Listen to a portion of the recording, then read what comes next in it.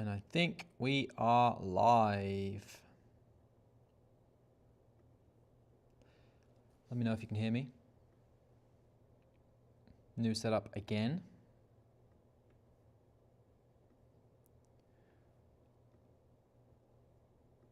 Any comment in there just to let me know that I'm working and you can hear me loud and clear. That'd be good. Whatever you want to say in there. Kind of an open live stream today. Chat about whatever. If anyone has anything they want to talk about. Any questions they want to ask? I also have some questions that were thrown at me from Instagram, which we're going to cover. Roman, thumbs up, thank you. Yeah, don't forget to give this a like. I guess that does help push it out there. Roman, can you let me know if you can hear me loud and clear? Or anyone that's here?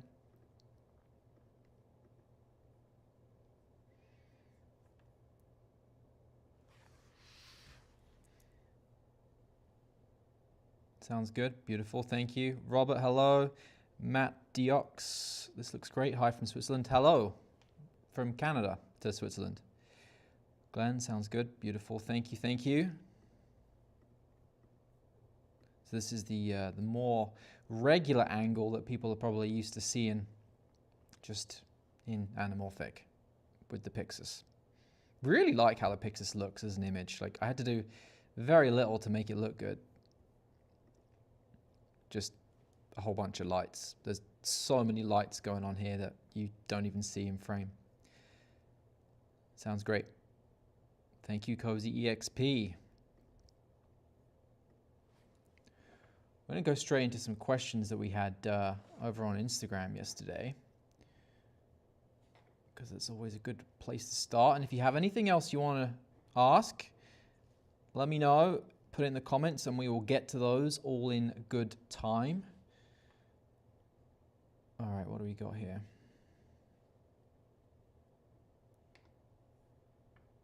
Oh, good, it's not loading. Just as we, oh, there we go.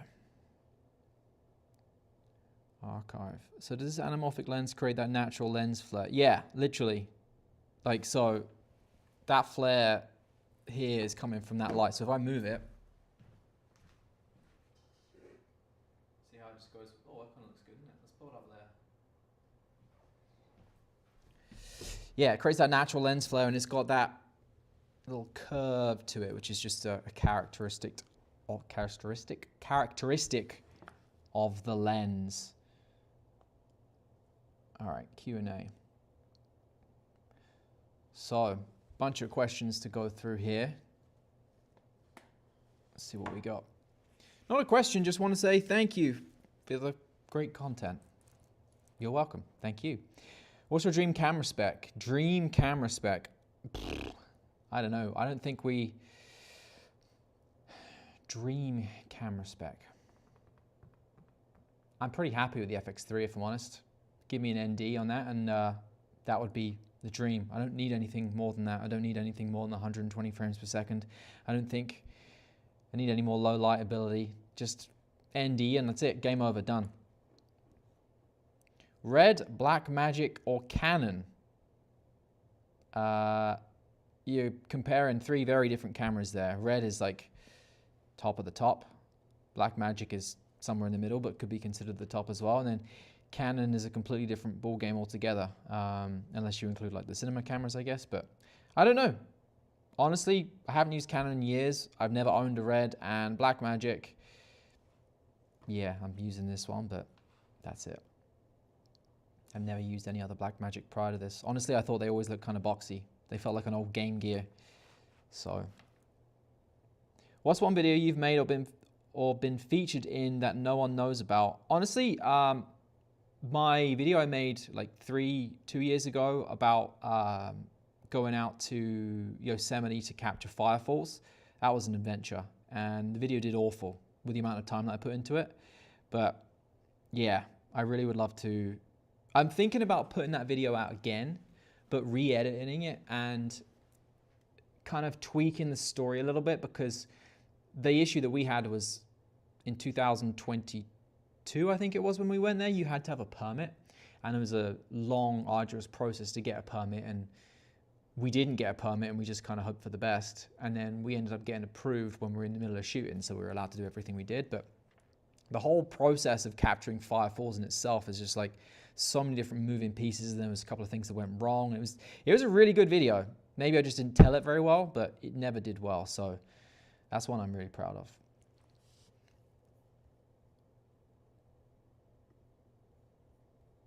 Thank you, Cam. It's all your fault. That's why we're here. That's why it looks like this. It's all his fault. Blame that guy.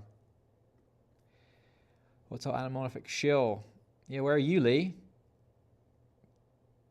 Apparently live streams are the thing to do this year in Anamorphic, so. What anamorphic lens is on? Right now we're using the 33. I was going to use the 45, and then I slapped this on here with this angle, and I just really liked how this looked. I like wide. I always come back to just really liking wide angle, generally speaking. What anamorphic lens is on? The 33. 33T 1.8. I sold my A7R5, sorry, A7 IV to buy an A7R5, and now I realize that the base ISO of the R5 is so low to use for my hybrid concert highlights. Yeah, it is low, but base ISOs, you don't have to just shoot at that base ISO. You can go higher and just add noise reduction in post. You can go up to 5,000 easily with the R5 and have very, very little noise. I use it all the time. Your bigger concern is going to be rolling shutter compared to the A7 IV, but then it also has rolling shutter as well. But yeah, the A7R5 is a great camera for video and for photo. Did a video about it recently. It's a ridiculously well-priced camera with what it has in 2025 compared to some of the other options that are out there. Is this Sirui 1.25 converter? Absolutely not. No way is it. This is a Blazar Remus 33mm. Hello from South Africa. Hello from Canada. I bet it's a bit warmer there than it is right now here. We are in the middle of a polar vortex. It's literally called that. It's like this morning it was minus 20 outside. You can't be outside. There's a warning. There's actually a frostbite warning. So I don't know if you've ever seen a heat warning that comes up on your phone, but we get a frostbite warning. And it's like any exposed skin for, I think it's 3 minutes. For more than 3 minutes, you're going to start catching frostbite. And that's how cold it is right now outside. That's why I'm wearing a jacket too, because it's not the warmest in here. If you had to start over in filmmaking, what would you focus on? I don't know if I am a filmmaker, to be honest. What would you focus on first, lighting or camera? I feel like everybody goes through this cycle of starting thinking the cameras and the lenses and everything like that play such a big factor. And they do to a degree, but then after a while you realize that you can do way more with lighting. You can do way more creative things, make things look 10 times nicer, add way more depth with pockets of light than you can with just one source of light in a lens. So I would go back and learn lighting if you can.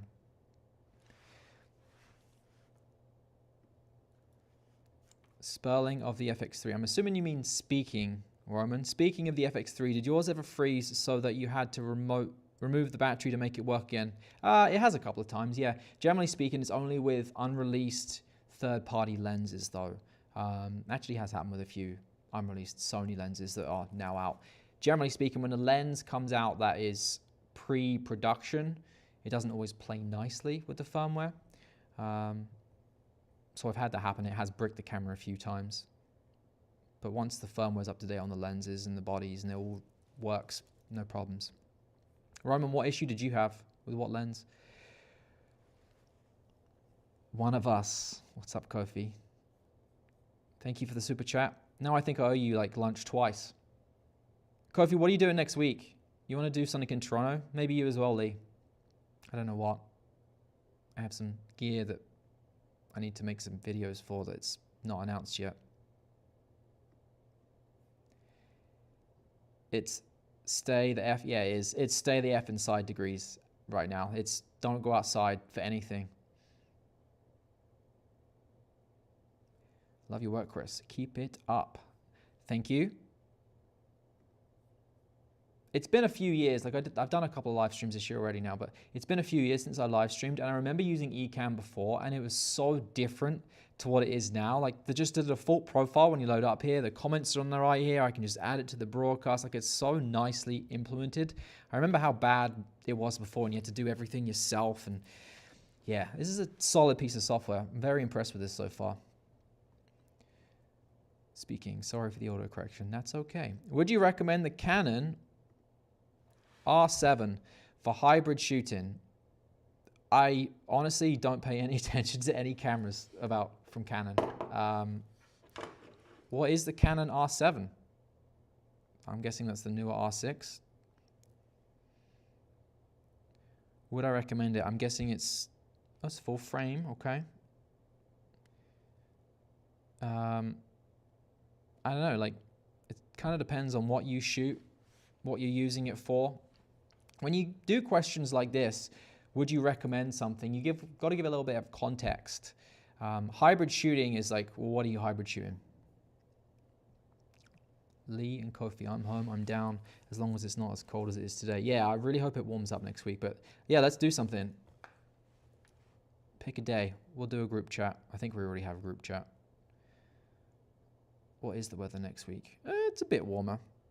By a bit, I mean it's not minus 15, it's minus 5 to 10. How good are the Apex? How good are the Apex? Feel like it's a cinema lens with highlights, roll off, micro contrast, etc., or is it just a photography glass with an anamorphic oval?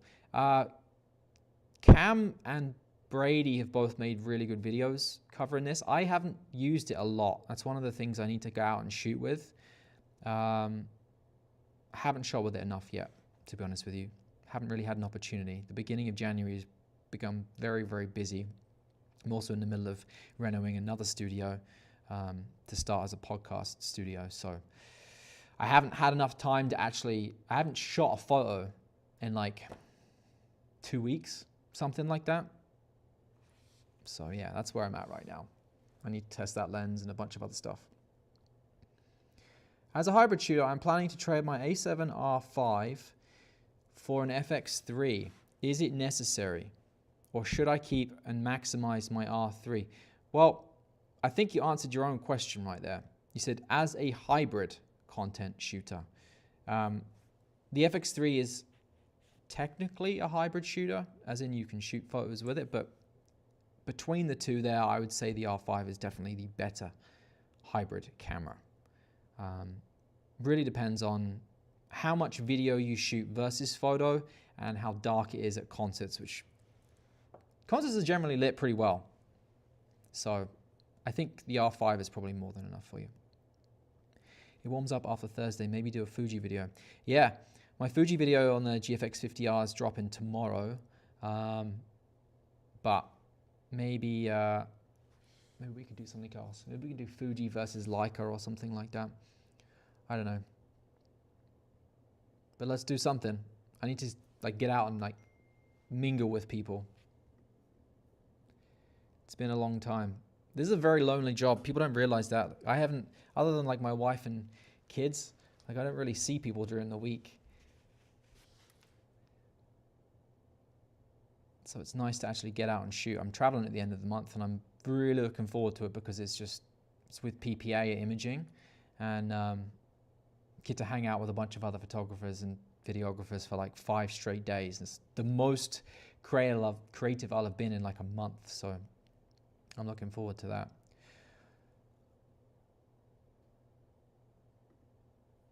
What is the piece of gear you want to buy, but it's too expensive, so maybe in the future? I like a manual camera. That's basically it. I have everything else that I need right now, honestly.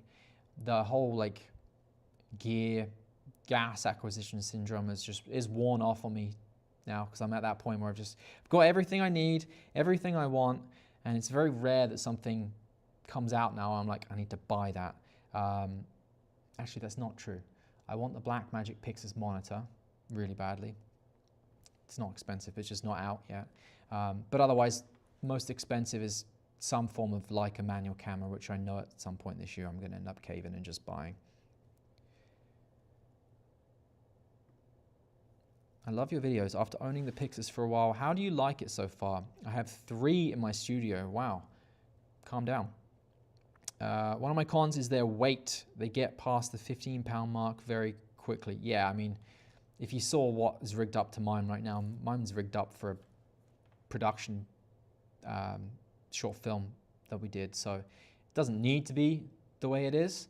But it is technically like a cinema box camera, so it's designed to be rigged. So it is going to weigh a lot quite quickly. I guess that's both its pro and its con, because its con is it weighs a lot. Its pro is that there is, once you have a cage on it, a bazillion ways to rig it and mount it however you want. I don't love the fact that it doesn't have an HDMI output. I know HDMI is technically not like a professional method of video communication, but it would be nice to have SDI and HDMI on there, but I understand it's probably a way to keep the cost down.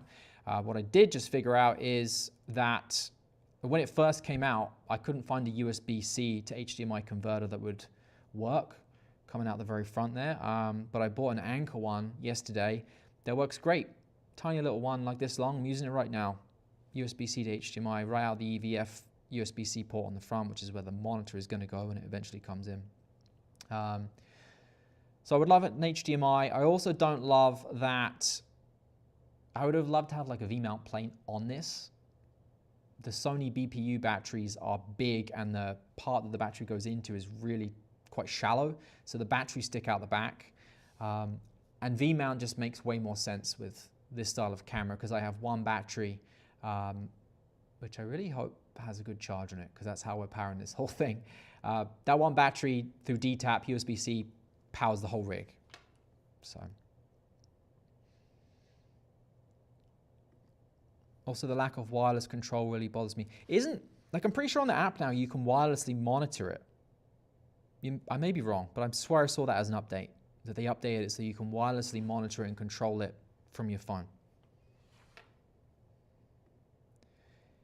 If you have only one prime lens for an international wedding photo shoot, what will you choose?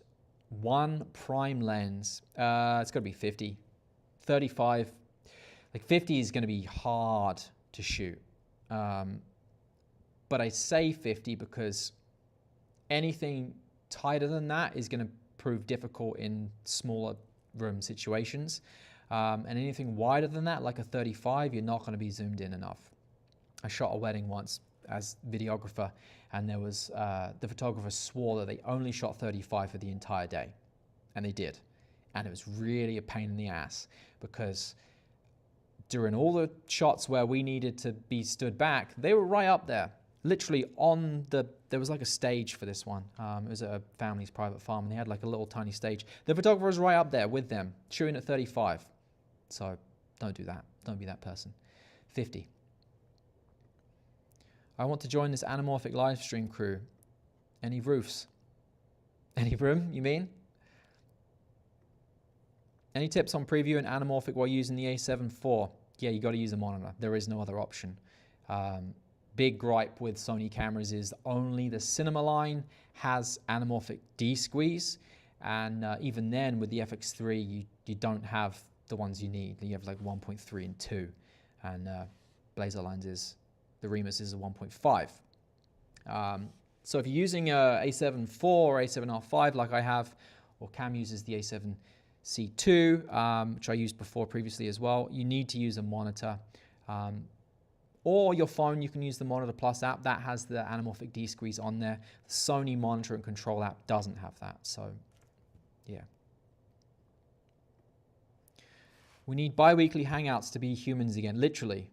People don't understand that. It's I'm an introvert, big introvert, but you need kind of that like hangout with other creatives to be remotivated to create, I find. Do it on your own is hard work sometimes. Hey Chris, house set from Dubai. Hello, from Canada. It's also a lot warmer there, I'm sure, than it is here. I have no idea when this Pyxis monitor is coming. I pre-ordered it back in November. My Pyxis full review comes out tomorrow, and I was hoping to have the monitor in time. Yeah, Samely. I haven't even done my Pyxis review yet. I'm waiting for the monitor to come in. But at the same time, it's like, even when it does come in, I won't have used it, so we'll see. I don't know why it's taken so long to ship. There's actually people out there that already have it, and I've seen them post videos about it. Like I watched a video last night on a guy that his just came in 2 weeks ago. So maybe there's a limited batch and they just can't keep up with production. I'm not sure.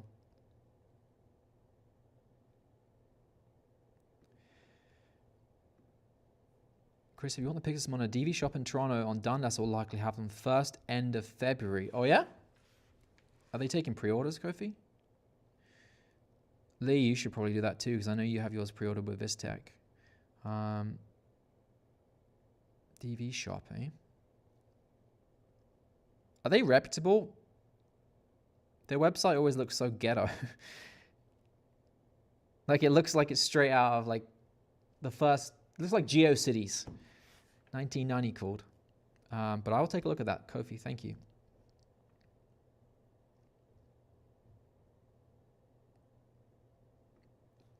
If you had to pick one from the A1 II and the A9 III, which one would you pick? I picked the A9 III. That sounds like the kind of question that you want me to respond with A9 III. So we'll leave it at that. Both are good cameras, honestly. Both are great cameras. You can't go wrong with any camera that came out, I don't know, past 3 years, really. We just nickel and diamond now on all the new features that come out, and what's going to end up happening this year when Sony ends up bringing out, all of Sony's cameras are up for, I was going to say renewal then, but they're not renewed. They're up to be updated, as in new sensors, new tech. What's going to happen is the vicious cycle of one camera comes out and it has the new sensor, which along brings with it probably a bunch of new features and stuff. And then all the other cameras now are going to get updated with those. And right now we're at like peak. Every camera has everything. We're good. This year will be a change. I hope so anyway. It's time to shake things up a bit. Everything's getting a bit boring. Size 55 and the A7 IV to punch in with Super 35. Yeah, that too. Not a bad idea. If you had to choose Tarantino or Fincher. Oh, that's a great question. Used to be Tarantino, honestly. But I'd say more Fincher now. My tastes and style and what I like has changed a lot in the past few years. Tarantino I find is very much more just like entertaining to watch and very, very over the top. Stylized still, but both are good in their own respects. They're not really directors you can compare, but 5 years ago you asked me, I'd have said Tarantino. Today, 2025, Chris, Fincher. Super chat, thank you. On a different topic, I just found out that the new Hollyland Lark M25 works with my Leica Q3 28. The USB connector barely fits the port, but it still manages to connect. Love your video on the Leica Q3 43. Thank you. Yeah, I guess Leica came out with an update last month for the Q3 43, which is probably the same for the Q3 as well, that enabled audio input via USB-C if you're recording video. I don't really think there's a lot of people that do record video. I think I've recorded any video of my Leica Q3 43. Maybe I should try it.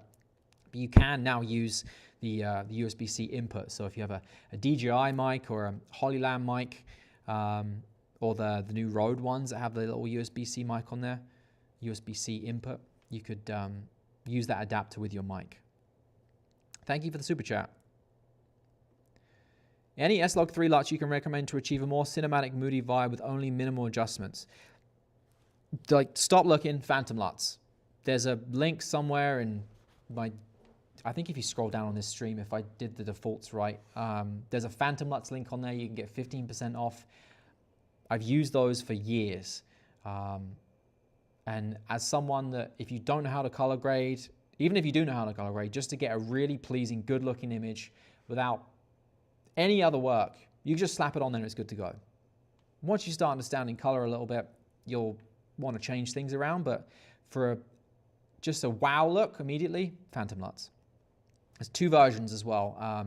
There's the film, and then there's, I can't remember what they call them. Get both sets. One of them has in there like the like an RE style look, and then one has like a whole bunch of like packs that's more stylized. Personal favorites are Tungsten and Utopia.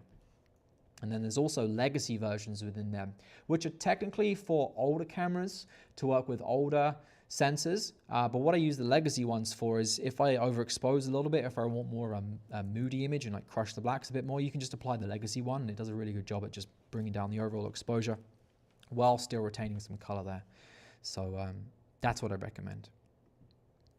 I can't wait till the A7 IV release. I've got my money ready. I sold my A7 III, invested it, got 5 times return. Now I've got enough to buy it. What stocks are you buying? Did you get Nvidia as well? Probably. I got Nvidia stock last year, and that did very well. Also Apple. You're might be waiting a while though. I don't think the A7 IV is going to be coming probably until like later in the year. You might be waiting a while. What are you using in the meantime? The weather is great in Dubai right now. It's 16 to 24 degrees Celsius. Thanks. Thanks for that. Kind of cold in the morning. Kind of cold. Yeah. I mean, it's different. I get it's different. I was in the UK. It wasn't that long ago. It was at Christmas, and I had to think about that then. And the cold there feels different. It's all about the humidity levels. When you have drier humidity, it doesn't feel the same. Like 10 degrees of dry humidity versus, you know what I'm trying to say. It feels different.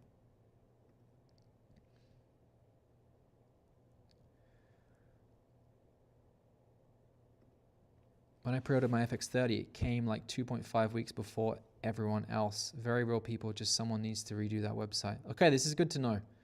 I tried ordering from them like, I want to say 2 or 3 years ago, and I got to the checkout and it said their website was so out of date that it wasn't protected. And it was like, this website is like, anyone can view what you're clicking on right now.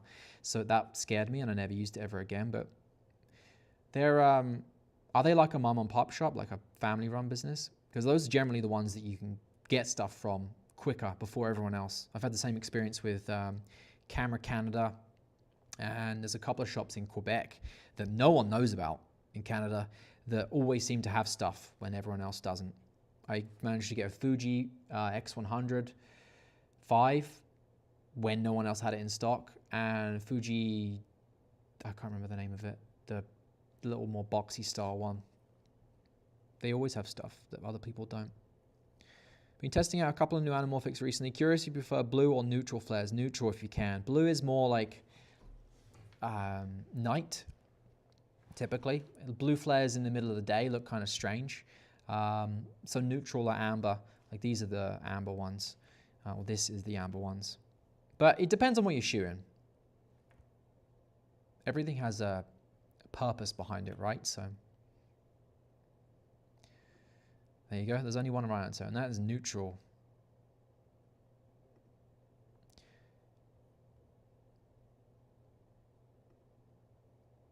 Do any of you use the Polar Pro Helix Maglock filters? Just wondering if they are worth the investment. I'm looking at the Chroma VNDs. So Polar Pro sent me a bunch of their stuff last year, and I'd never used them before, and I am very, very impressed with them. Where are they? Let me grab some.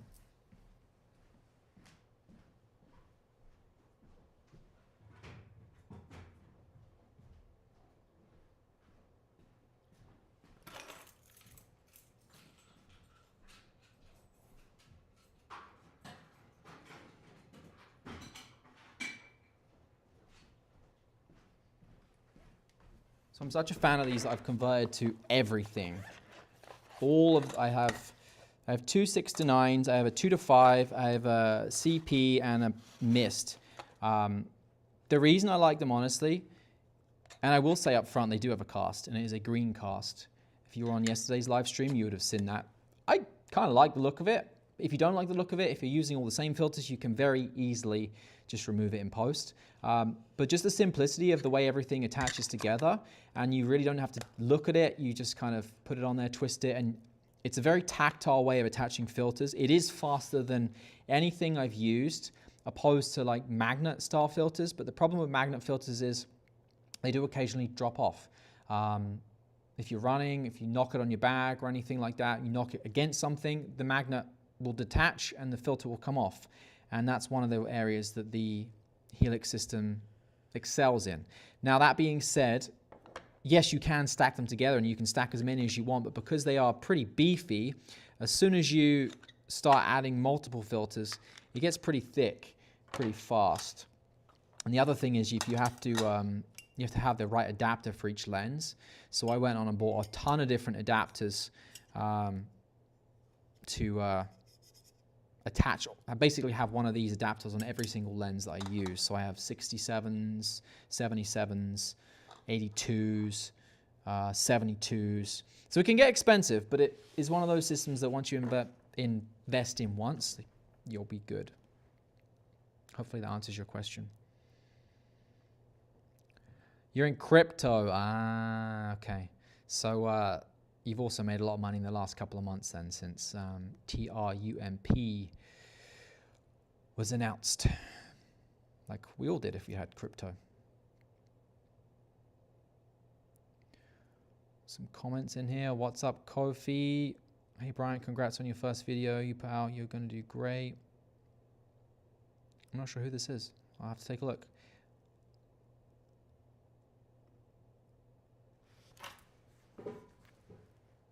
There is a Maham I don't know how to pronounce that, sorry, festival going on in Ganges in India. It happens every 144 years. If you want to visit India, now is the time. I'd love to visit India. Now is not the time for me, but I would love to visit. What is so special about this festival? I've never personally heard of it. But every 144 years, that's quite a big deal. Hey Chris, I find the S-Log2 Phantom LUTs actually work quite well on the DJI D-Log M color profile as well. Yeah, I've experimented with a lot of the, like Joel, the creator of the Phantom LUTs, he's a cinematographer in Australia, I believe.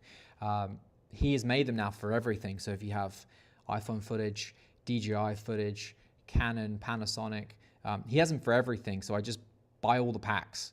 And then any camera that I'm using now, it's just a really easy way to make stuff match, because you can slap on like the Utopia look on Canon footage, the Utopia look on FX3 footage, and it does match very, very well. But before he had the ones for the DJI, I was still using the Sony ones on DJI footage, but I bring down the opacity on it and it still looked really good. So yeah. Do you have the desire to make a feature film? And if so, what genre would you like to go with and why?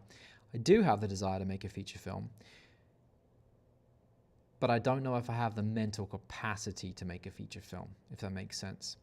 One of the things with shooting YouTube has taught me I like things done fast, and the process involved in pre-production, production, post-production, that it's slow. And I understand that that is the way that it's done and it's necessary, but I don't know if I would be able to stick with it.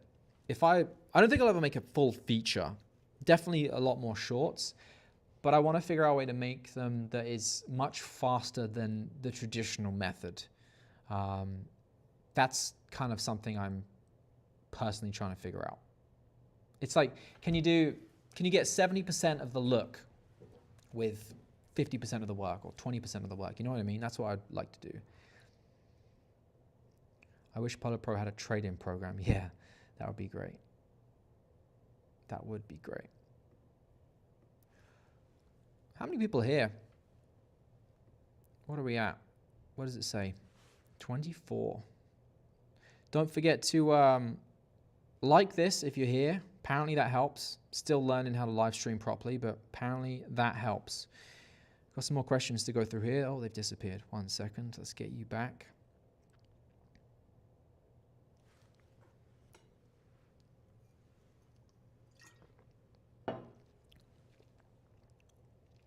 All right.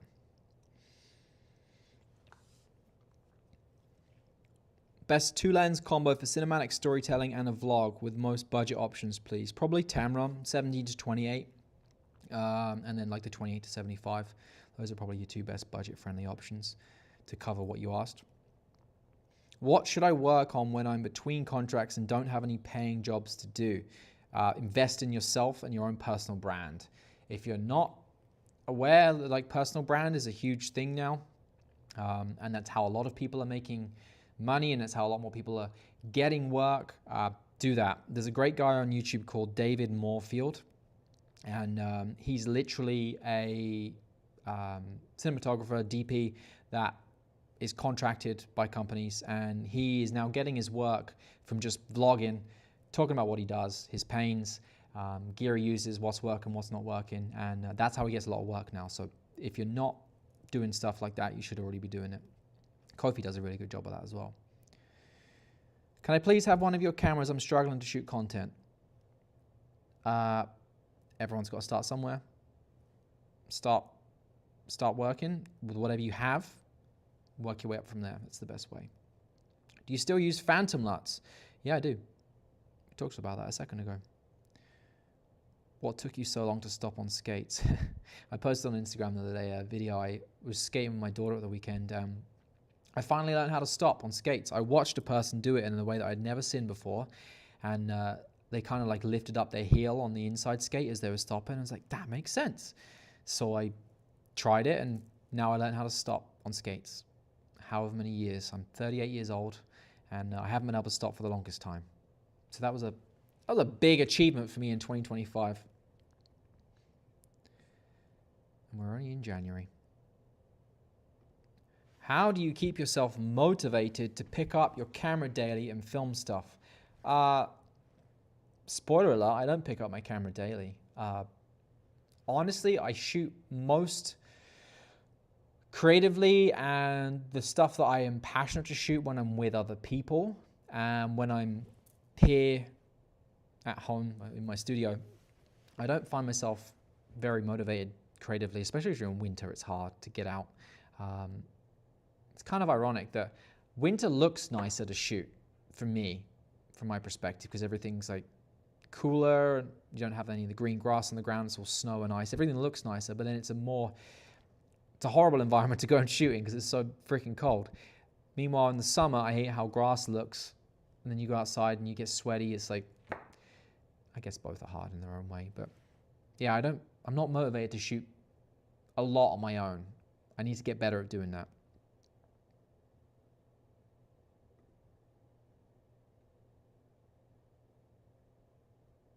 It's also, all these years later, you come a point where it's like it doesn't get any easier still to shoot on your own. Like, I couldn't just pick up this camera, go outside and shoot on the street. I am not comfortable enough to do that. As soon as you put me with someone else, no problem. But I think there's too many other things to think about when you're just on your own shooting. They could pick up the camera, they could come and shout at you, or like, I don't know. It's hard doing stuff on your own. It doesn't get easier.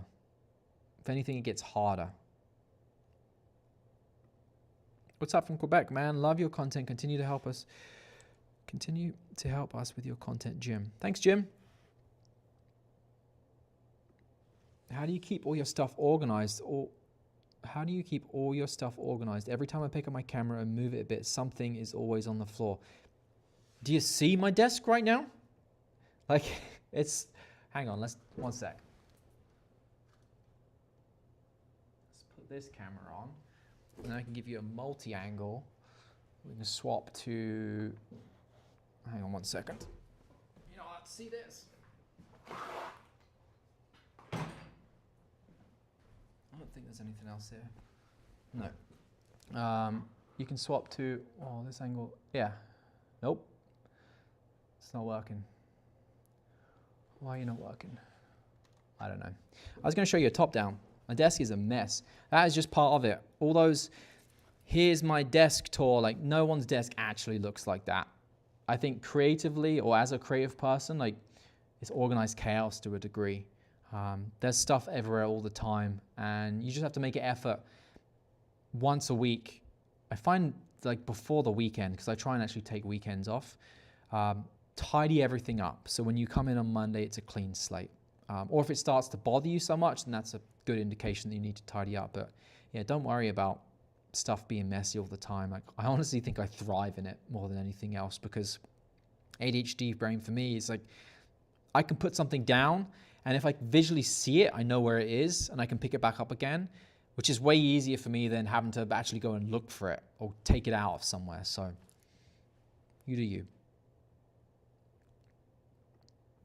Does having too many camera bodies stress you out? I currently have 7 and it gives me anxiety. Yeah, it does, Kofi, all the time. What I do now is I just lock them in a cabinet and leave them there. It's disgusting, really, how many cameras I have. And when I travel at the end of the month, I'm going to try and do something where I like bring more variety, because I always just bring the same ones. What are we sitting on right now? We got the Pyxis, the FX3, the A7R5, the Nikon ZF, the Fuji GFX 50R, 2 FX30s, Leica Q3 Is that it? I think so. It's a lot. Oh, and the Panasonic S5 2X as well. However many that is. It's a lot, but it's just one of those things. It's our job, right, to test cameras. Now, that being said, right now the ones I'm using mostly, FX3 for video, A7R5 for photos, for stills, for thumbnails is one I use a lot. Pyxis I'm starting to use for live streaming. Leica Q3 is like my EDC. It's the camera that's always with me in my bag. The GFX 50R is basically my X-Pan camera for when I travel. So, yeah. But does it stress me out? Yes. Yes, it does a lot.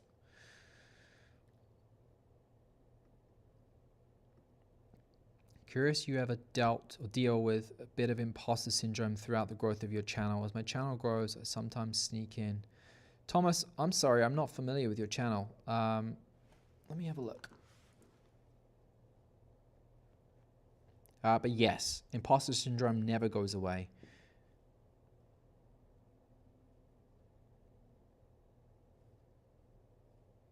Let's have a look here. All right, we'll give you a watch later. We're subscribed. There you go, Thomas. Yeah, imposter syndrome, it doesn't go away. It gets easier to deal with. You just have to remind yourself that keep your head down, just keep doing what you're doing. You're here because you're here. You've put in the work. Hello from the UK. Hello, Daniel. Brian, it's a great channel. One of the best. I'm assuming you're referring to Thomas's. It's good to know. Take a look later on. I watch most of my YouTube in the evening. I find I don't watch a ton of YouTube anymore. There's the channels that I like to watch are completely unrelated to cameras, if I'm honest, because generally speaking, if there's something new from like Sony, I've used it, I'm going to be using it, so why do I need to watch someone else's video on it?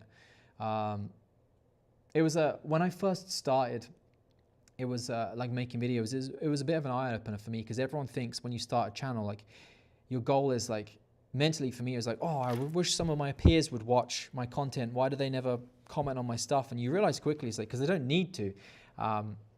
They're all making their own content about the same stuff, so what reason do they have to watch the same content as you're making? So I don't really watch a lot of camera content anymore outside of, who are we watching right now? I love Outdoor Boys, honestly. They're probably my favorite YouTube channel. They're like, it's a guy, he used to take his kids a lot, but now it's just him mostly on his own. He does like I survived outside in -20 and built like a shelter, but it's not obnoxiously edited in the horrible like cuts every 2 seconds. It's very slow paced, and you just watch him go and build a shelter, cook a meal. Very entertaining. He makes like 50-minute videos, and I'll sit and watch the entire thing start to finish without going through. What else are we watching right now? Steve Wallace, Camping with Steve. I think in another life I was like somebody that went out camping. Sounds awful to me now, but I like watching other people do it. Any advice on how to stay consistent on YouTube when my day job takes up all my time? I really love making videos, but I also don't want to pump out a video just for the sake of making a video. Okay, a few methods to think about this. I can tell you from my experience, for close to 4 years, or 3 years, I guess, I worked a full-time job in middle management and did this YouTube channel.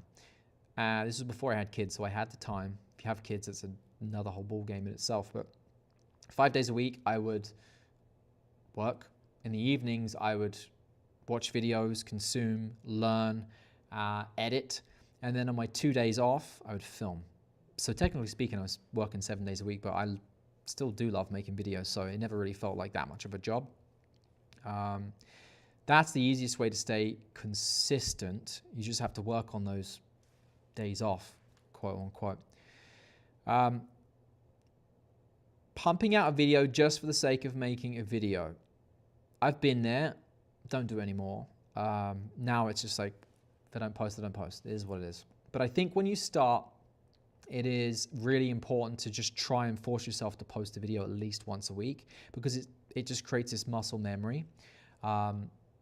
Once you start getting comfortable and like money's coming in, if you want to make it a job, then you can maybe take your foot off the gas a little bit. But I do think it's important to create some form of consistency. And the only way to get consistency is to do it over and over. The other thing that comes with that too is, even if you make a video, and this is going to sound stupid, even if you make a video and you're like, I don't want to post it, that's okay still as well. And it's still, like, I'll still film an entire video and be like, actually, no, we're not going to edit this. I don't like it. Because it's just practice. It takes a long time to practice talking to the camera, to editing, creating an editing style, filming B-roll, all that kind of stuff. So consistency is good for multiple reasons. Do you find yourself using the Leica Q3 often enough for its price point? No, I don't. And I talked about this in my Q3 43 3 months later video, I think it was. There's a few times that I thought, I should, like, maybe I'll sell it. Because I'm not a practicing photographer like every single day. But then when I do want to take it somewhere and shoot with it, the first couple of frames in, I'm immediately reversing any decision about, I should sell it, because it's just, there's nothing else like it in terms of experience. It's a really, really enjoyable camera to use, to shoot with. And no, I don't use it as much as I should, but then I don't use any of my cameras as much as I should, if you want to look at it that way. Thomas is in the APS-C. Okay. How's APS-C doing? How is APS-C doing? I bet it's thriving. I mean, I'd use 2 APS-C cameras myself. My top down is an FX30. In my podcast studio, I just grabbed another FX30. Very, very underrated camera. I mean, it's not. Everyone said that. Everyone's made a video about that, but yeah.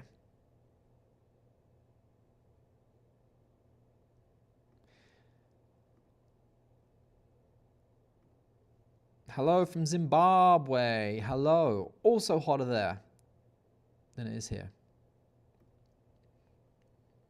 Thank you, Bryant. Compact camera, Chris, now that he's part S9 gang. Okay. S9 shill. You know, I've still never actually, I think I maybe used Terry's S9 for like a couple of shots. And he had the ridiculously large ND filter and it looked stupid, but I've never actually shot with the S9.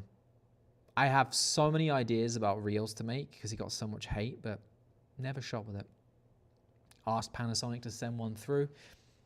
Crickets. I'd even send it back. I have no problem. I just wanted to play about with it.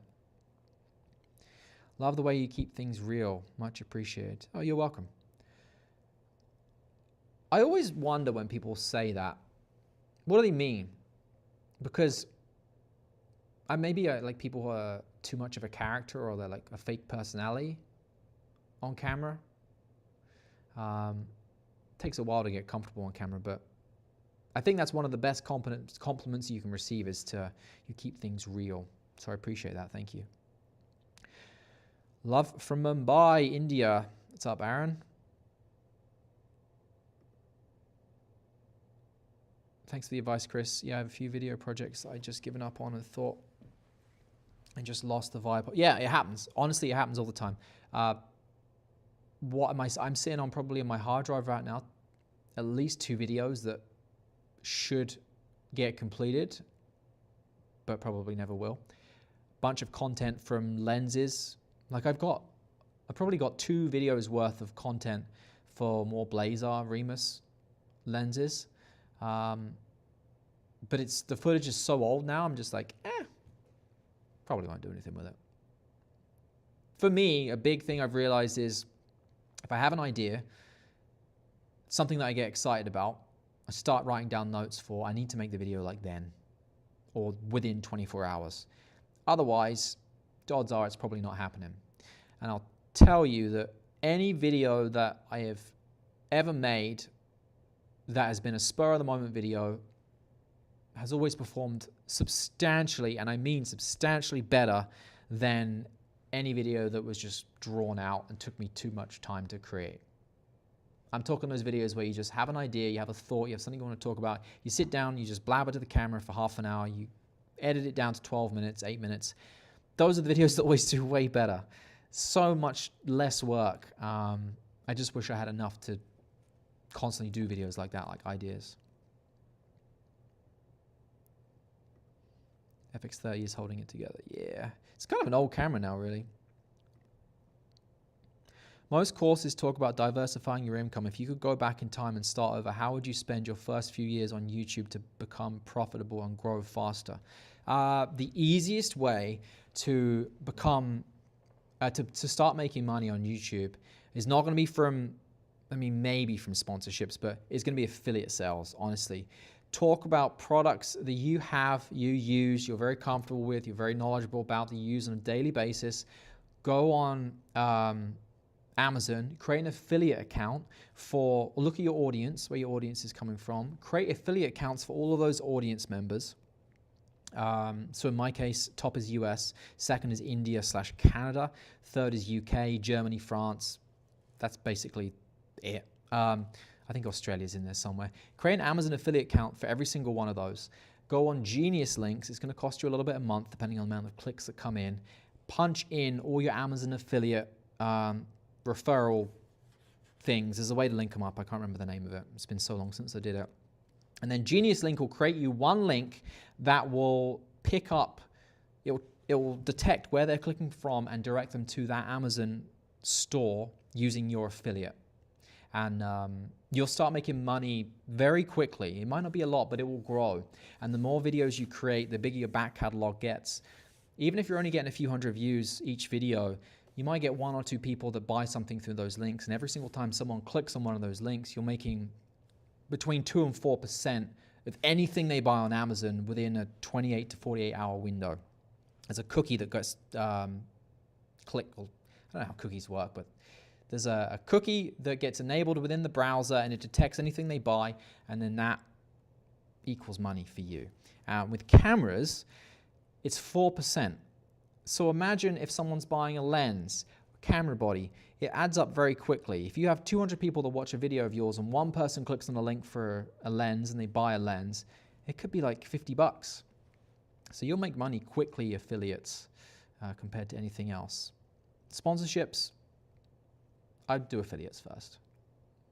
Luckily for me, when I was watching YouTube when I first started, I saw a lot of people doing that. So I learned how to do that, and I did that from the get-go. When I first started, I was probably making, within a year, 1,000 US a month. At one point, it was up to like 3,000, 4,000 US a month just from Amazon affiliates. I don't post the same kinds of videos as I did back then now, so I don't make nearly the same amount. But Amazon affiliates is extremely lucrative. Went on a tangent there, but that could have been a whole course in itself.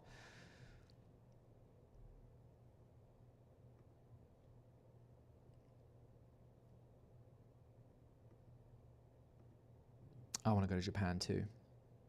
Japan is like top of my list of places to go, with like Iceland, and still never been there either.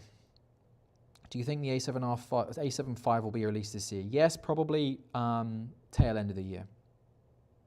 My guess is, if I had to put a date on it, well, it could come earlier in the year. Probably Q3 would be my guess. I'm also very likely wrong.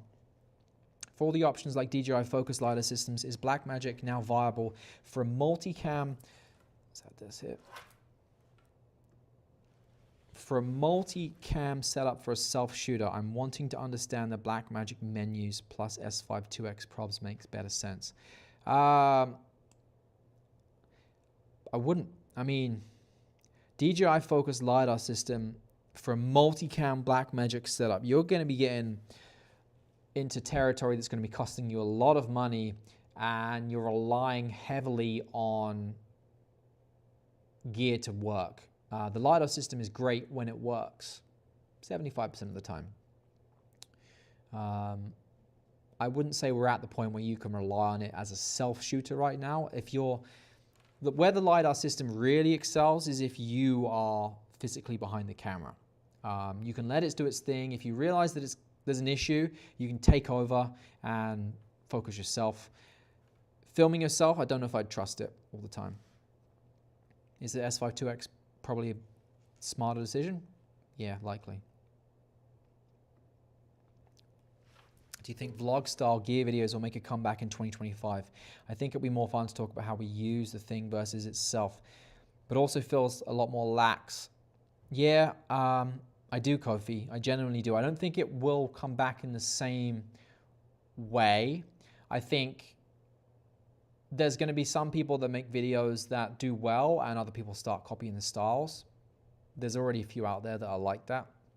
Part of this also comes from a place of, I would like that to happen because I would like to do that more than just sit down and talk specs like everyone else's videos. More about like how you use it, or a hot take on a specific part of that camera, and you do whatever you want to do.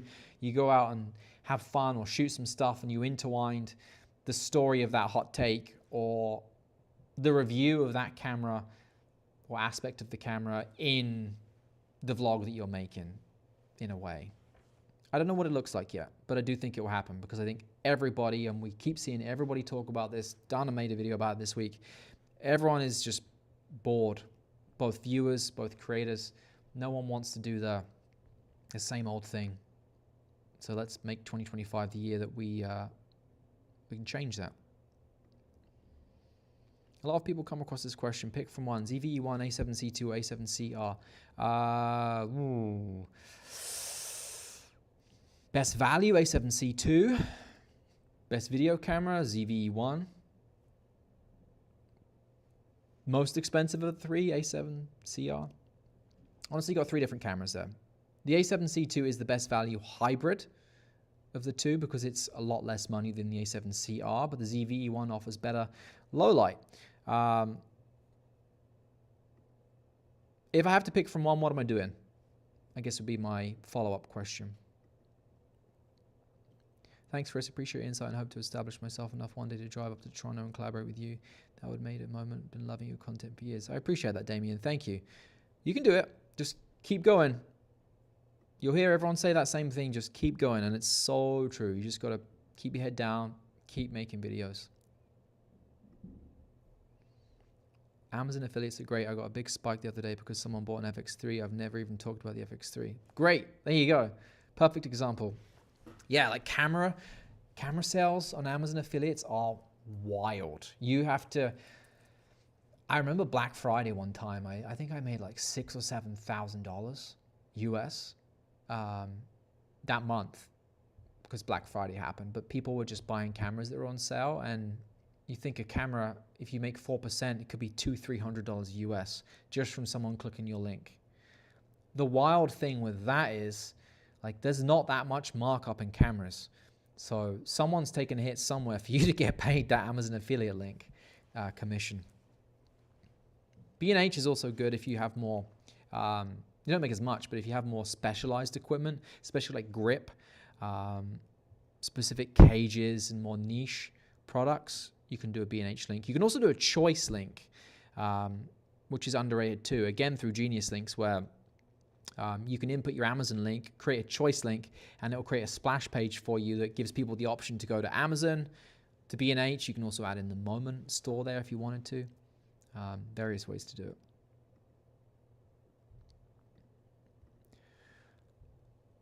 End of September, I'm planning to go to Japan as film as much as possible. Good for you. I would do the same. It's a very...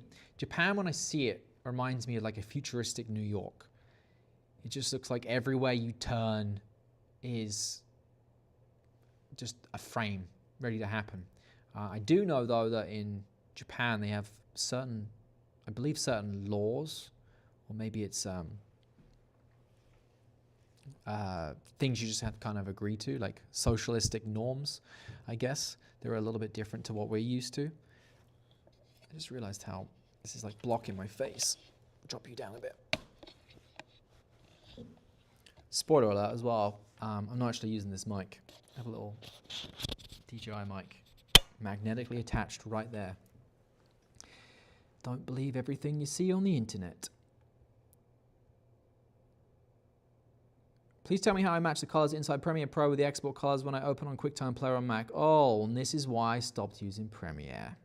I remember that exact issue. Oh, that's how it's going to look. That's not that. It happened all the time. Honestly, I don't know. There is a way to do it. I can't remember what it was. But yeah, I remember that vividly. I guess this has got something to do with it. 1.96 gamma or 2.2 gamma editing per... I don't know. I'm doing something with Blackmagic next month. And someone's going to be training me how to use DaVinci. And I'm a little bit worried for like this aspect of if there's going to be export things I have to worry about, like is the color going to be slightly different? Because I think I'm tainted, permanently scarred from using Premiere Pro and that happening so much. With Final Cut, it's like, that's what it looks like. Export it, great. It's exactly the same. So DaVinci is going to be one big area for me that I ask the trainer to teach me. How do we get it exactly the same? Maybe it's not even an issue with DaVinci. Not sure. They just sent through, I have to, where is it?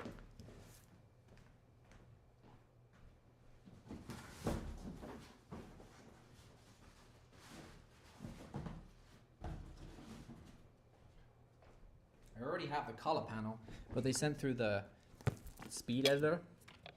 So I guess I've got to learn how to use this, find some space on the desk. And I don't even know what this is for. Blackmagic Cloud Store Mini, high performance network storage with global sync. 10 gigabyte Ethernet. I have no idea what this is for, but I'm sure the trainer will be able to tell me. Hello from Music City, USA, Nashville, Tennessee. Is it actually called Music City? Interesting. I've never been to Nashville. I don't love country music, and it scares me about Nashville. I love live music, but I don't know if I'd like the country music. I don't know. Somewhere I've got to go, though. Your opinion on HLG3 versus HLG profile? You're asking the wrong person. I'm sorry. I don't know. I don't have an opinion. Question is, would you trade off ZV low light capability because it heats up a lot and rather pick up an A7C II and also get photography capabilities? It's really overheating versus low light power. Hard to say. I don't know. I love the A7C II. I had well, maybe this answers your question. I had a ZV-E one. And I returned it, and I bought an A7C II. So maybe that answers your question.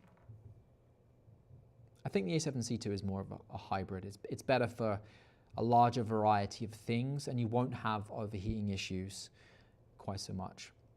But it doesn't come in white. And I do like that white on the ZV-1. Damien says, how much time do you spend doing YouTube versus client work? Do you primarily do weddings in real estate? And yes, that issue does happen with DaVinci, but Donna made a good, oh no, no. Why did you tell me? I guess I know, I'm glad I know, but like, oh. Okay, we're watching Donna's, I'll text Donna and ask him. Why does things have to be that complicated? Like, why can't I just export it and get what it showed me I was editing? But back to your question, how much time do you spend doing you? I don't do a lot of client work anymore because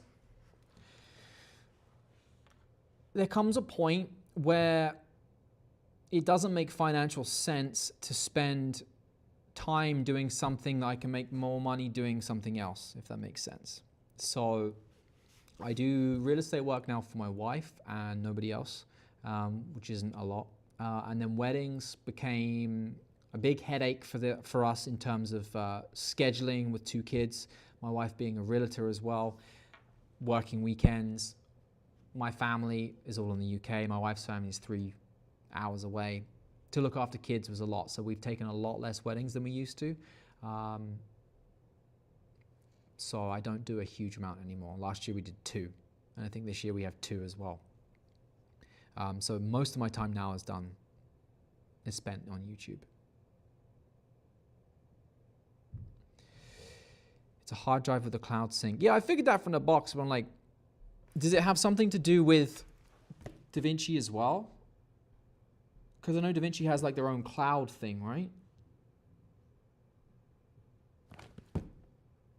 We'll see. It's good to learn stuff. It's time to get Chris to like country music. The only country music I like, I don't think is modern country music, if that makes sense. I think I like old country music. How are you feeling about the Pyxis? I feel like it is a camera that is incredibly easy to get a really, really good looking image out of with very, very little work, providing you have the right light. I got 1, well, that light's off. 1, 2, 3, and then 2 practicals going on here. A little bit of daylight up here. And the image looks great. I just have a lot on in the camera. I love that it actually has the right anamorphic de-squeeze options within the body. It does suffer from pretty heavy noise, even at the second base ISO. But you can counter it in post pretty easily as it is raw video. I do wish that, and this is going to be a very YouTuber thing to say, I do wish that there was a way to shoot non-raw video, because there's not, unless I'm missing something or there was an update that I'm not aware of. But yeah, otherwise it's a great camera for what it is. Yeah, I have a lot of other thoughts as well, but I'll save them for the actual video that I'm going to be making. We shot a film, a little short film, just before Christmas. That's all edited and finished now. But I've got another behind the scenes video to show, which is going to discuss the process of using the Blackmagic, rigging it up, the panes, because there were some issues we actually had with it as well. Weird little things, like, I guess I can get into it now. Like one of the cards was corrupted in the camera through no fault of our own. Proper management was done, data management. No issues on our end. It killed a card. The other one is a weird placement of the camera stills button. Pressed camera stills instead of recording a few times. Then there's issues with like the tally lights. There's not enough tally lights on it, so you don't physically know that you're recording. There's a lot of little weird things that you really only experience once you start to use it. But you can figure them out like once you've used the camera and you've learned to work around it. If you land, what are we getting here?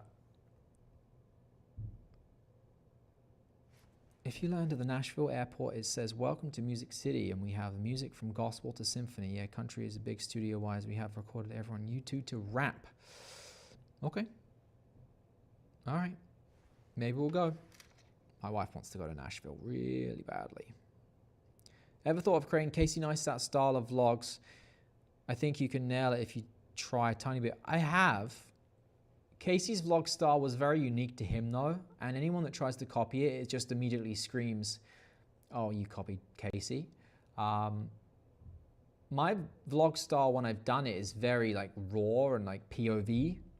I feel like that's, if I was going to do vlogs properly, that's what it'd be. It'd be me using the 10mm, talking to the camera, and then like flicking, like I'd have the camera and I'd be flicking around, this is what I'm, and then pointing at stuff, then flicking back to me. That's what my vlog style will be. Actually, that's how my video for the iFootage Shark Nano 2, I filmed the whole video like that. That's how I think I would make my vlogs. But he also spent a lot of time editing. And I don't feel like for a vlog, you should really spend that much time editing. I think like the raw aspect of it is, you'd still have to, and people don't realize like with a proper produced vlog, there's still an aspect of pre-production involved. Like Life of Reza, right? Reza? Cariza's style, she talked about it on the guy that used to own Patreon. He has a great podcast. He interviewed her, and her vlogs are not vlogs. They are extremely produced, shot by shot, storyboarded YouTube videos that are made to look like vlogs. So there's a lot more work that goes into those than people realize, which is very interesting because from the outside, they just look like a simply shot vlog.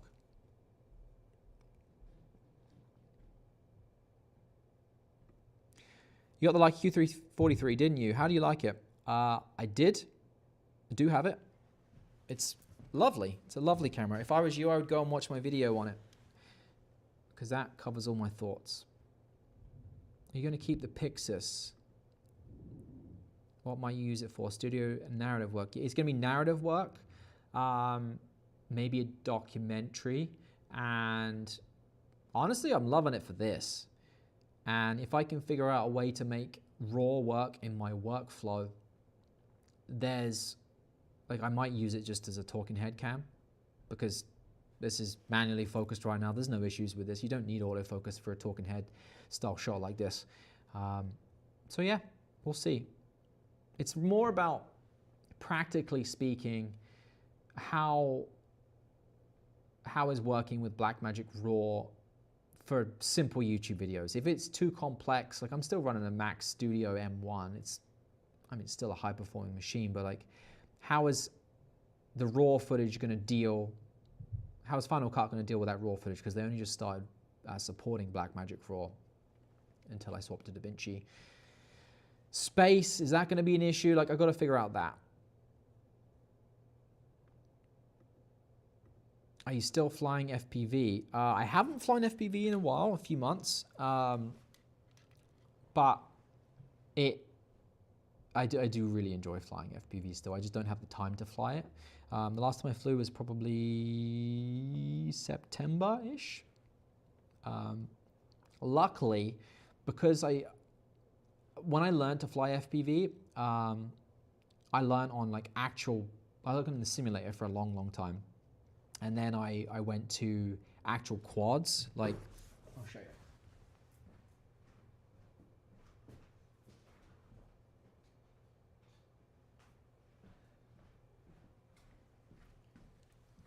Like actual proper FPV quads. This one I think is alive. This one needs some serious work. The frame is all bust up, and the last time this was flown was in the salt flats. There's salt, I don't know if you can see, salt in this, and it's corroding all the bolts. So those are never coming off. I just realized that. So I learned to fly with those. So it's very much muscle memory. And now I'll only fly with the Avata 2 just because it can get me 70% of the power of what these can do, and speed-wise it's fine. So it's just a safer way to fly. You can get DJI refresh. That's what it's called, right? Refresh. And then if you crash it, you can just send away for another one. It's the simplest way. So am I still flying? Yes, when I travel, when there's a need to. Just not as much as I wish I could. Do you find Reels to be beneficial, or is it better to just create full-length YouTube videos? What a fantastic question. I could go on for a long time about this. Absolutely, without a doubt. I made more money last year from Instagram short-form content than I did from YouTube. Best year I've ever had. And this year I'm already seeing it to be a better year for short-form. Brands have... I saw a long time ago that the opportunity was there for Reels. I've been making short-form content now for 3 years, and really only had success financially wise in the last like 18 months, I would say. So it's a long game, but it can supplement your YouTube videos as a way to make extra money. So it can be like, hey, listen, here's a YouTube video, but we'll also give you a reel. Or here's a YouTube video, we'll give you a reel. We can cross-post to YouTube Shorts, TikTok. So yes, is it a way to make money financially? Beneficial? Yes, absolutely. If you're not doing short-form content, you need to be getting on it. It's not too late, but you're already behind. Brands finally understand short-form now. When it first came out, there was a lot of people that thought, and all the brands thought, oh, this is the same way that we're funding long-form content, and we're expecting to see conversions and people buying things immediately. And that's just not the nature of how short-form works. People don't buy things immediately from short-form. Short-form is eyeballs and views. Same way people buy Super Bowl ad space. It's eyeballs and views. And now brands get it, they're willing to start paying for it. So yes, you should absolutely be posting on Reels.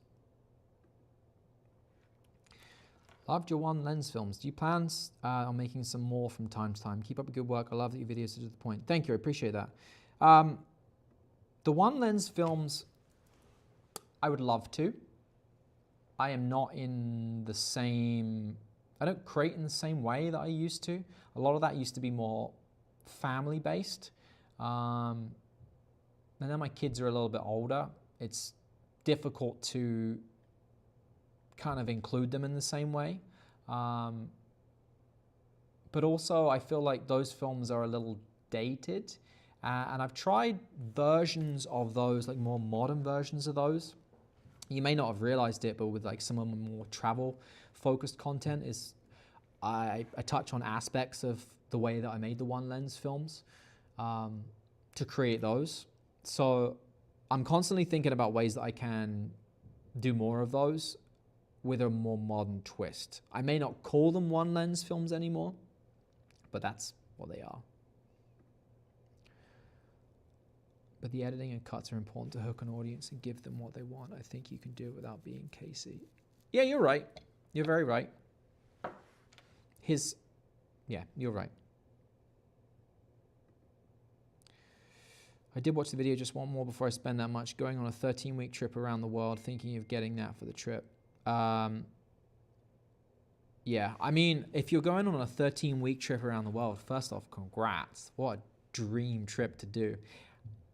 I can't think of a camera that I would want to bring with me more than the Leica Q3, 43 or 28. 28 floats your boat more than 43. Just because the images that come out of it immediately are like shareable.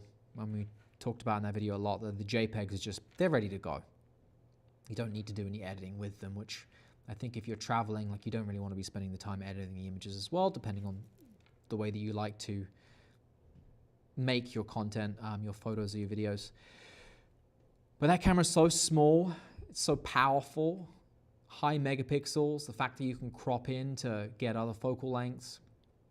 The one thing with that camera that would deter me is the big red logo on it, traveling with that. You might want to cover that up a little bit because you're essentially promoting the fact that you have a very expensive camera around your neck and are a target for thieves and pickpockets. But yeah, I would, for travel, like absolutely hands down, Leica Q3 would be a great choice. When I went to Arizona in October, it was the first time I went on a trip. Like even if I'm going on a family trip, I'll still bring multiple cameras. It's just habit. I have to. This was the first time I ever brought just one camera, and it made me realize immediately, it was like, that's the camera that you can do that with. All right, we're going to wrap up these comments and then I'm going because I just realized it's 20 to 3. How long have we been going here? Hour and 23 minutes. Cam says, I'm filming YouTube B-roll with the Pyxis as we speak. The file size is obnoxious for just a YouTube video, but God, it looks so good in Anamorphic. Yeah, I could see that. You know what I could probably do? If I just slap this on the slider, the Shark Nano 2, I bet you could get some good footage with that. And that's tomorrow sorted. Are you shooting handheld with it, Cam, or are you like putting on a gimbal or just on a tripod? Can you recommend a headset controller to practice in the FPV simulator with? I mean, you can use PlayStation and Xbox controllers, but the problem with those is the you need the joysticks to remove the springiness of them, because the Xbox and PlayStation controllers, like when you push it up or down or left or right, it just returns to the center. That's naturally how they're designed. With FPV, you don't want that to happen because the center is basically no throttle output. When you push up a little bit, you want it to kind of stay there so you can stay the right height, hover, whatever.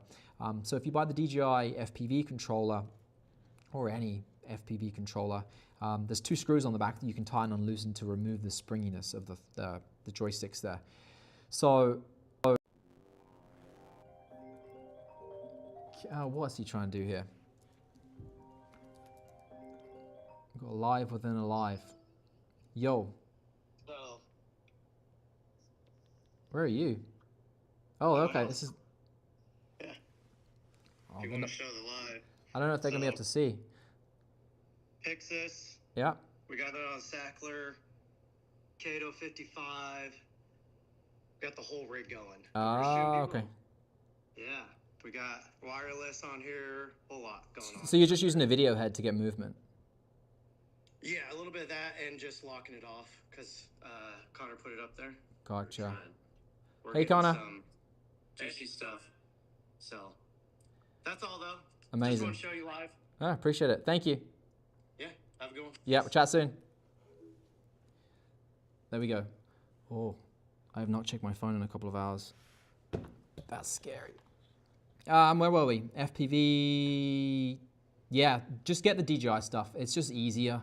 If you're new to this, the DJI comes with its own simulator that you can use, which replicates what the Avata is like to fly, what the DJI FPV is like to fly. But you can also use, or you can connect it via USB-C to, you can't use the goggles, but there's an app on Steam called Liftoff. That's where I spent most of my time learning. Putting aside the monetary aspect of Reels, do you think longer videos gives more satisfaction to creator and also your long-term audience? Yeah, 2 very different audiences. Short form is for consumption, a little bit of learning here and there, but generally speaking, if anyone's learning anything in depth, pretty intensively, they are doing it through YouTube, I find. The way you can look at short form, and I've talked about this before now, and a few times I've done talks on it. Look at YouTube as like a chapter or a whole book, whereas short form is a sentence or a page of that book, if that makes sense. If you can tangibly apply that logic to a video, you can create multiple pieces of short form video about one product or one video. You kind of see what I'm saying there. Hopefully that makes sense. But in terms of satisfaction, all short form is like a trailer or a gateway to get people into your long form. But don't always assume that people that are interested in your short form will want to watch your long form. Retirement has its advantages. There you go. That's how you're able to do that. Yeah, that's my wife and I's plan, to travel lots when we're retired. Put the work in now. I own an X106 and often feel like poor fellow who couldn't get a Leica Q3. I mean, that's not the case. I think we're all to blame for popularizing Leica, and even the Hasselblads now. There's so many creators that have been given Hasselblads. It's just essentially another tool. There's nothing wrong with the X106 in any way. It's still a fantastic camera. It's not a poor person's camera by any means. It's still a pretty expensive camera if you tell anyone what you paid for that and they're not in like the camera world. Leica for me was always something that I never, like, always thought it was really expensive. Didn't really think it was going to be worth it. It is very much at the top end of like luxury though. It's not really like a need. When I had some money, thought, let's give it a go. I know they hold their value well. I'm not worried about reselling it and making money back. Even if I spent $1,000 to rent it for a year or 2 years, like, yeah. I miss what lens you're using for this stream. It's the Blazar Remus 33mm f, a T1.8. I just received the Shark Nano 2 for review. Any advice? If you got the battery, use the battery that it came with because it was phenomenal, like just to be able to pick it up and move it around. It's still a bit heavy for putting on a tripod individually. Even the, where is it?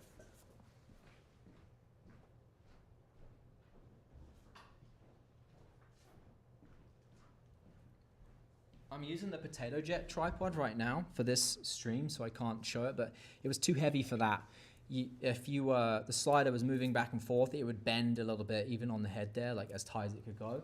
With the YC Onion tripod, this has the FH75 head on it. That one's fine. That works all right. You can put the slider on that and you don't get any of the little wobble as it goes over. What else to know about with that? Honestly, it's more plug and play than the original was. You don't need to do any calibration anymore. It does it all itself. If you have a Ronin RS3, RS4, make sure you use it on it because it's incredible. It's a fun piece of gear. It's one of those pieces of gear you're not going to use it every day, but when there's a specific shot you need, specific style of B-roll, or you need to be able to have it create movements now and keyframe those movements. Like, there's nothing else out there that does that as easy as this does. So it's incredible for when you need it. I recently got hands on the 1625G and it's amazing. Can get 90% of the shots I envision. As part of me wishes I got the 1635 f4. 2.8 is great, but not a necessity. Yeah, and then it's kind of a big thing people feel when they get the 1625. You've either got to pick between, like budget-wise, they fall right into the same category. Is 1625 going to be enough? You get f2.8. Or do you need 16 to 35, but now you only get f4? You really have to pick. You want the extra reach, or you want shallow depth of field. What anamorphic lens do you recommend for the FX30? I haven't used enough on crop sensors to comment on that. Probably head to Cam's channel, take a look, see what he's done. I'm sure he's used something, APS-C, maybe? I'm not sure. Yeah, I didn't know if DJI worked with any simulators, so it's good to hear they have one. Yeah, they have their own simulator. It's not the best, but it does the job. The maps kind of suck compared to the Liftoff. The Liftoff maps are... Liftoff added... This is like 2 years ago now. They added like a mountainous region, which means you can dive down mountains. So that's a lot of fun.